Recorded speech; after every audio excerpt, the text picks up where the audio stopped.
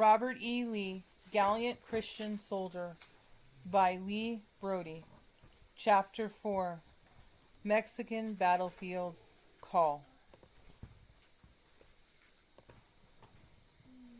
At 39, Lee headed for Mexico sporting a large black mustache, wavy hair combed over the top of his head, and sideburns.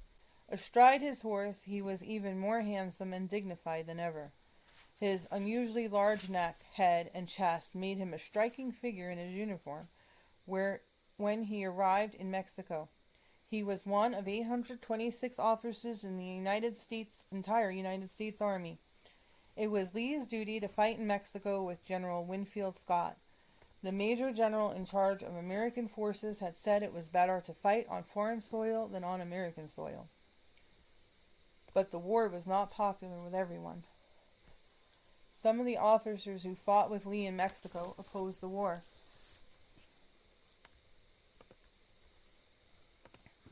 Ulysses S. Grant, West Point, 43, complained that the troops were sent to provoke a fight over political issues. But Grant was a lieutenant, and he obeyed superiors' orders. He was sent across the border as one of the first Americans to invade Mexico. The Mexicans were ably led by one-legged Santa Anna of Alamo fame. The United States had made Texas a part of the Union, although Mexico still claimed the territory. This action was considered a slap in the face to the south of the border authorities. Some Americans considered the war a provoked effort to grab more territory for slave states. Lee's opinion on slavery was suggested in his will, which he made just prior to entering Mexico.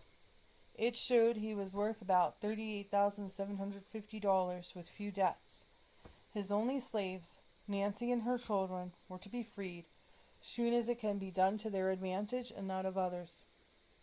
Lee had come to Mexico as the duty of an army officer. He did not engage in political side-taking. Captain Lee had never seen a gun fired in anger until he arrived in Mexico. It was rumored that Santa Anna was going to attack the Americans on Christmas Day. Lee lay in the lazy sun on the grass, his horse saddled and ready. He peered through a telescope, watching for the Mexicans. Santa Anna never appeared. While the belated Christmas dinner was finally being prepared, Lee wrote his wife, "We have had many happy Christmases together. It is the first time we have been entirely separated at this holy time since our marriage." He expressed hope the separation does not interfere with your happiness. Surrounded as you are by father, mother, children, and dear friends, Lee hoped this is the last time I shall be absent from you during my life. He closed with a reference to his faith. May God persevere and bless you.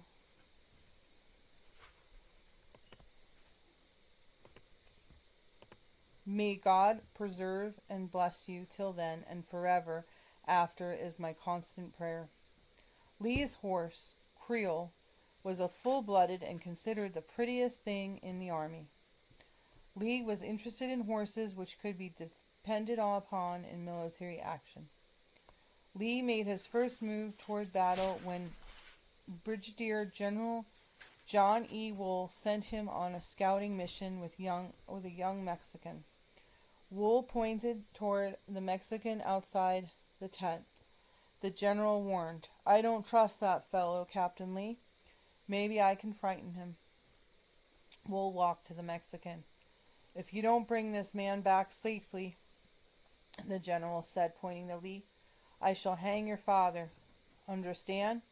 Comprendes?" "Si, General," the boy said. The general whispered to Lee, "I still don't trust him. Maybe he plans to do something when I'm not around. Perhaps you should threaten him too. Threaten him personally." Lee nodded and produced his pocket pistol. "If you betray me, I shall have to shoot you." The boy's dark eyes rolled. "Si, si." Reluctantly, the Mexican youth and the American soldado rode into the countryside. The full moon gave them a clear view of objects close up, but distant items were hard to make out. Soon the wagon and mule tracks Lee was following led toward flickering campfires and white, indistinct shapes on a hillside. "Captain," the guide's voice sounded frightened. "Look, Santa Anna's troops." Lee peered intently into the moonlight. "I'm not sure. Let's get closer." "No, por favor, please, Captain. If we are caught, we will be shot or hanged." "Just the same," Lee insisted. "I want to get close enough to see their pickets if that's indeed Santa Anna's encampment." The guide shook with fright.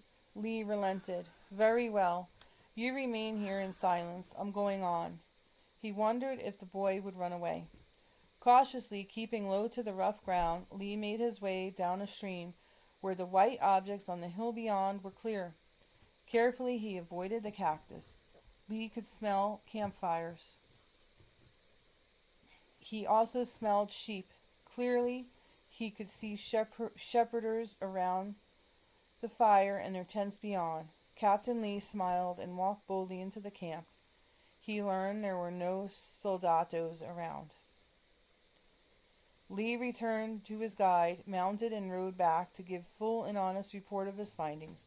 If he had turned back with his guide when the white objects were spotted, a false report would have been made. The captain rested 3 hours, then led a troop of cavalry to seek Santa Anna's location. On that day, Lee had already ridden 40 miles in rough country, but he stayed in the saddle until he located the one-legged enemy leader. Lee missed the battle action. When he reported his findings, he was reassigned. General Winfield Scott, whom Lee had known in Washington, ordered Lee to place the big guns. The job carried important responsibility for the captain. Scott was an immense man, fully 6 feet and 5 inches tall.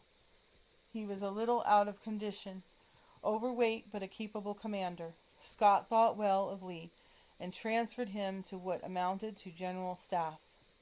Lee, barely 40 years old, reported to Scott on the Brazos where other brilliant soldiers were assembled. The blazing sun beat down on them. Lee greeted his old friend, Joe Johnston, who had graduated with him from West Point. Lee laughed with Joe over their sailing experiences, recalling Joe had been deathly seasick. Another soldier Lee met in Mexico was his former West Point friend, Jefferson Davis. He remembered that Jefferson was nearly dismissed, but the rowdy cadet had grown into a competent soldier with a colonel's rank. Lee also watched with interest a daring young man named Lieutenant Thomas Jonathan Jackson. He had just graduated the year before. Other West Point graduates serving in Mexico were Lieutenant D.H. Hill, Jubal Early, Lieutenant George Gordon Meade, Brevet Lieutenant George Meade McKellen, and Gustavus W. Smith. Another fine soldier who served with Lee in Mexico was the dark, handsome Louisianian First Lieutenant Pierre G.T. Beauregard. Lee and Beauregard followed Scott to the low-lying country of Tierra Caliente, hot land of Veracruz. The Americans landed without opposition at the heavily brush-covered open land near the port city of Veracruz. But General Santa Anna was watching. He had only a light troop of cavalry on hand to observe the Americans landing. As it turned out, Lee and Beauregard were in more danger from their own men. On March 19, 1847, Lee and Beauregard were walking along a narrow trail in a thick brush. Suddenly, an American sentry's nervous challenge rang out. "Who goes there?" "Friends," Lee cried. "Officers," Beauregard yelled. The sentry fired point blank through the bush. The bullet whizzed between the skin of Lee's massive upper chest and his arm within inches of his heart, but God had spared him. Firing again rang out on March 24th. This time it was from the enemy. Lee had placed the battery of guns to answer their fire. For 3 days, his men bombarded Veracruz's protecting coastal forts. The Mexican defenders fired back. Lee wrote of finding his brother, Smith, during the first day of bombardment. No matter where I turned, my eyes reverted to him, and I stood by his guns whenever I was not wanted elsewhere. Oh, I felt awfully, and I am at a loss what I should have done had he been cut down before him. I thank God that he was saved. He preserved his usual cheerfulness, and I could see his white teeth through all the smoke and din of fire. A few days after Veracruz surrendered, Lee was scouting through high brush. Perhaps his mind was upon the letter he had written home after the battle. My heart bled for the inhabitants. It was awful. The soldiers I did not care so much for, but it was terrible to think of the women and children. Lee suddenly heard voices. Mexican soldiers were coming through the brush towards him. They were attracted to a spring in a small clearing. Lee glanced about for shelter. He dived under a fallen tree as the soldiers casually came into the open. For hours, Lee lay still while the soldiers drank from the spring. They sat on the log where he lay. Mosquitoes buzzed and flies bit. Lee resisted insect slapping and the heat. When night came, the Mexican troops withdrew from the spring. Lee carefully crawled out from the log and made his way back to his own lines. However, Lee had not wasted the day in hiding. His keen mind had spotted a route for his engineers to carve a road through the brush towards Cerro Gordo, the next target town. Lee was concerned for the village people involved in the backlash of war. At Veracruz, after the bombardment which he had helped direct, he came upon a small Mexican drummer boy with a shattered arm. The boy was trapped by the weight of a dying Mexican soldier. A little girl standing by could not move the soldier. The boy was not strong enough to free his leg. Lee called to American troops nearby. Free the boy. Take the wounded man to medical aid. See that that boy's arm is treated. The little girl looked up at the tall American captain with the dark mustache and the soft dark eyes. Mil gracias, senor, she said. Lee wrote Custis. Her large black eyes were streaming with tears. Her hand crossed over her breast. Her hair in one long plait behind reached her waist. Her shoulders and arms bare and without stockings or shoes. At Veracruz, Lee attended church. Protestants and Catholic Americans alike crowded into the church, which had been damaged by guns. Naturally, no English was spoken during the service. Soldier Henry J. Hunt looked for a place in the crowded church. Captain Lee motioned that there was room beside him in Beauregard. The officer slipped quietly into place. He saw the unusual sight of a Protestant general in unfamiliar surroundings.